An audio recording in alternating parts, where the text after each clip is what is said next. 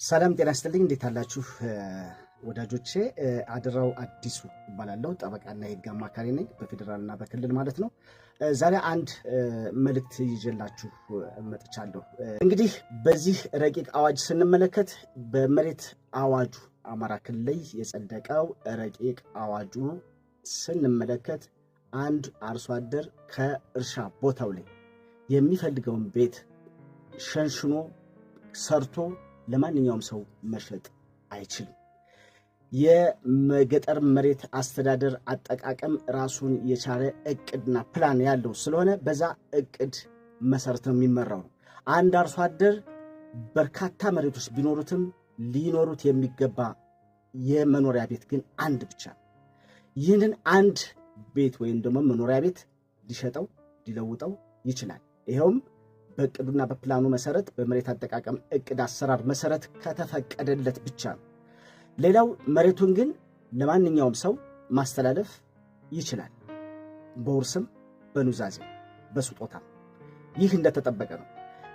በኑዛዜ በስጦታ የሚያስተላልፍላቸው ሰዎችም ደግሞ ቀደም ሲል የአርሶ አደር ልጆችን መሰረት ያደረገ ወይም ደግሞ አብሮ ነዋሪዎችን መሰረት ያደረገ ብቻ ነበር። አሁን ግን የመንግስት ሰራተኛውንም ማንኛውም ሰውንም የጨመረ ሆኗል። በጣም ጥሩ ለውጥ ከሚባሉት ነገሮች ይህ አንዱ ነው። ነገር ግን ይህንን መሬቱን እየሸነሸነ ቤት እየሰራ ለማንኛውም ሰው ይሸጣል ማለት አይደለም።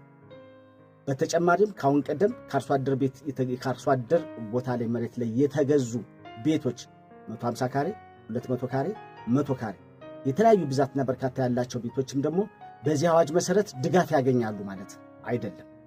ስለዚህ ሌሎቻችንም በየትኛውም በኩል ያለን ማንኛዎቹም ማህበረሰቦች ከአርሶ አደር ቦታ መግዛትና ቤቱም በአዋጁ መጽደቅ ይችላል የሚለውን የተናፈሰ ወሬን ጥንቃቄ እንድታደርጉ እፈልጋለሁ።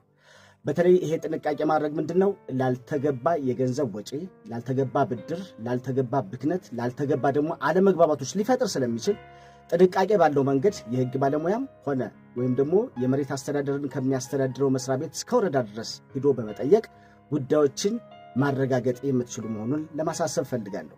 ይህ የመሬት አዋጅ በአሁኑ ሰዓት ጸድቋል። ነገር ግን በአዋጅ ወይም ደግሞ በነጋሪት ጋዜጣ ወይም ደግሞ በዝክረ ሕግ በአማራ ክልል በምንለው ታትሞ ገና አልወጣም። ነገር ግን ይህ በእንዲህ እንዳለ ማንኛዎቹም ሰዎች ይህንን ነገር ጥንቃቄ እንድታደርጉ ለማሳሰብ እንፈልጋለን። በተለይ ይህንን አዋጅ ተከትሎ ደንብ መመሪያም አልወጣለትም። ከእንግዲህ በኋላ አፈጻጸሙን በዚሁ እየተከተለ የሚሄድ እንጂ እንደተባለው የአርሶ አደር ቦታ ላይ መሬት ማንኛውም ሰው ገዝቶ ቤት ስሙን ማዞር ይችላል፣ ህጋዊ ፍቃድም ሊያገኝ ይችላል የሚለውን ነገር በጥንቃቄ እንድታዩ እፈልጋለሁ። ጠበቃና የህግ አማካሪ አድራው አዲሱ ነኝ። አመሰግናለሁ።